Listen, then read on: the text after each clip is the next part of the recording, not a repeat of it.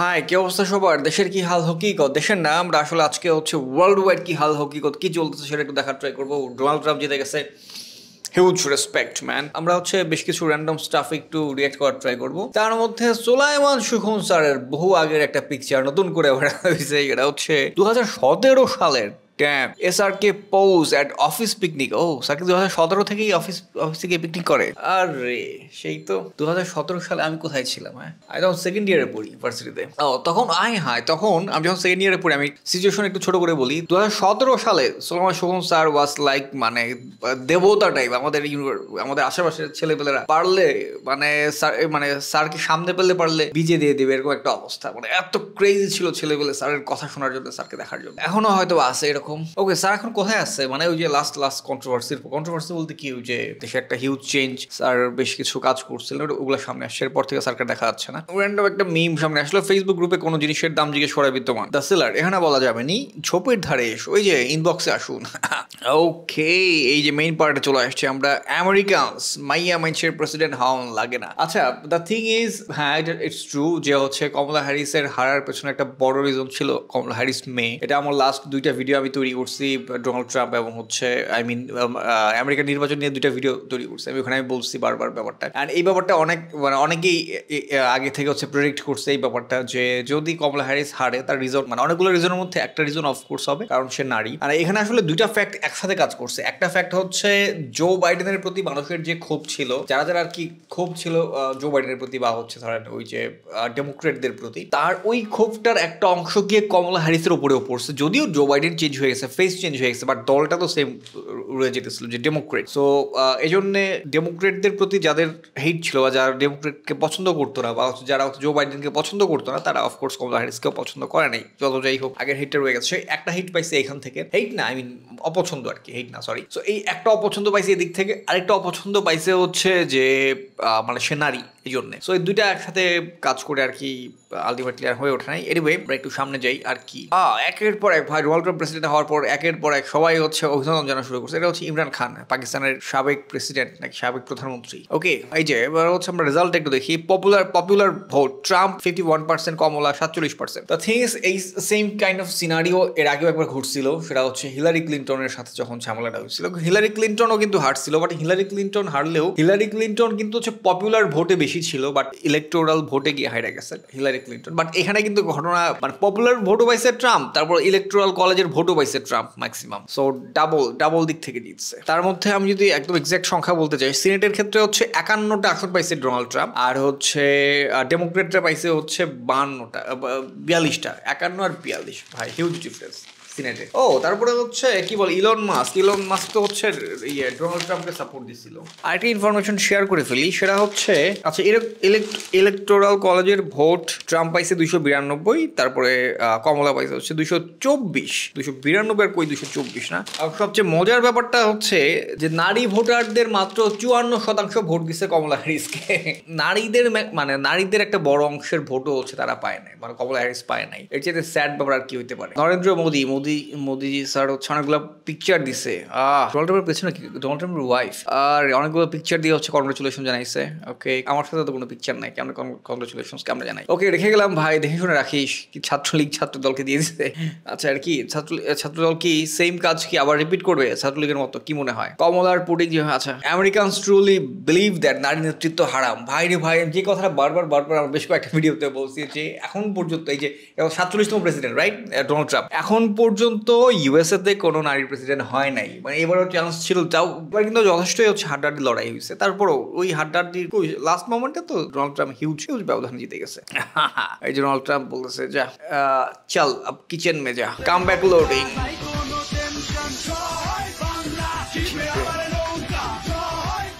অনেকেই ধারণা করতেছেন যে হচ্ছে আওয়ামী লীগের সাথে হচ্ছে ডোনাল্ড ট্রাম্প স্যারের হয়তো ভালো একটা সম্পর্ক তৈরি হবে, বা একটা কামব্যাক হয়তো বা হবে। ডোনাল্ড ট্রাম্প স্যারেরও কামব্যাক, আবার আওয়ামী লীগের কামব্যাক, দুটো একসাথে হবে কিনা অনেকেই ভাবতেছে। যাই হোক, দেখা যাক কি হয়। কড়া লেভেলের কামব্যাক দিল হ্যাঁ ডোনাল্ড ট্রাম্প স্যার, লাইক হচ্ছে রিয়াল মাদ্রিদের মতো। মানে ভাই মনে হয়েছে পুরা ভাই মুভি দেখতেছি, বুঝছেন, পুরো মুভির কাহিনী। মানে এই যে এবার নির্বাচন নিয়ে যা হয়েছে, এবার এটা নিয়ে পুরো একটা হলিউড একটা মুভি হবে, এটা আমি মোটামুটি শিওর। কারণ হচ্ছে একের পরে ঘটনাগুলো দেখেন। প্রথম হচ্ছে জো বাইডেন দাঁড়াইছিল, জো বাইডেন হচ্ছে কি যেন একটু উল্টাপাল্টা কথা বলছিল, বলছে, নাম ঠিকঠাক মতো বলতে পারে নাই অনেকের।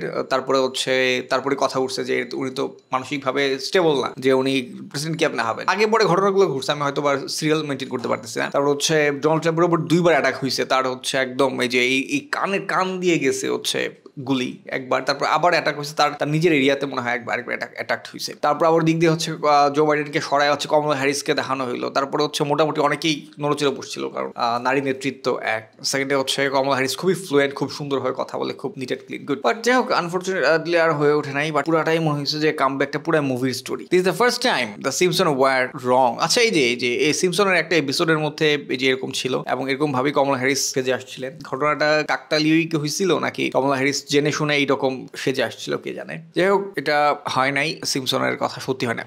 ইন ফিউচার হয়তো হইতে পারে। ও আচ্ছা, ইনি আমাদের স্যার নাম কি জানো, খন্দকার মুশতাক। এই যে এরকম সম্ভবত ইস্ট ওয়েস্ট ইউনিভার্সিটিতে গেছিল, হয়তো বা তিশাকে ভর্তি করাইতে অর সামথিং। এর পাশেই এই যে এখানে এই যে ভাইসিটির দিয়াজ সম্ভবত তার নাম থাকে না, ওই যে আমার ছোট মনে এখন মনে আছে। আর কি পরিমাণ গেম যে খেলে গেছে, এবং সবচেয়ে মিশনগুলোর মধ্যে আমার সবচেয়ে ফেভারিট মিশন থাকতো ডিতে, ভাইসিটির ডিতে যে মিশনগুলো থাকতো। অ্যান্ড একটা টাইমে ওই মেনশনটা পুরোটা নিয়ে নেওয়া যায়, ভাই মেনশনটা নিয়ে নেওয়ার পর সেই একটা ফিল কাজ করতো। সেই ভাইসিটির সেই দিয়াজের মধ্যে তো আসলেই তো এই যে ইভেন জামাটাও পর্যন্ত সেম, ভাই সব সেম। আমাদের বাংলাদেশের বিরাট কোহলি, গুলিস্তান কোহলি এগুলো বলে যাকে দেখতে হুবহু কোহলির মতো। গুলিস্তান কোহলি লাইট এরকম বলে মানুষ। King Kohli, he is my idol, inspiration. তাকে আচ্ছা, আমার না যে একটা যে বলছে Kohli is my idol, Kohli is my king Kohli. আচ্ছা, আমার একটা বিষয় খুব জানার ইচ্ছে, যে কোহলির মতো দাড়ি গোফ রাখার পর হালকা হালকা কোহলির মতো দেখা যায়, এটার পরে কি কোহলির ভক্ত হওয়া, নাকি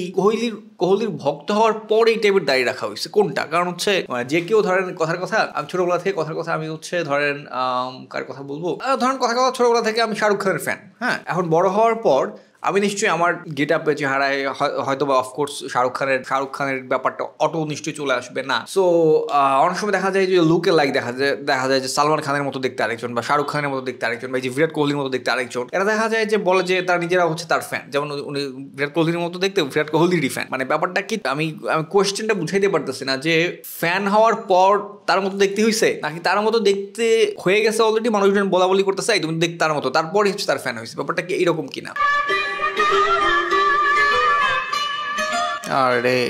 আহারে বেচারা, বাচ্চারা ভাবছিল গর্তে ঢুকতেছে, হ্যাঁ বেচারা আটকাই ফেলছে।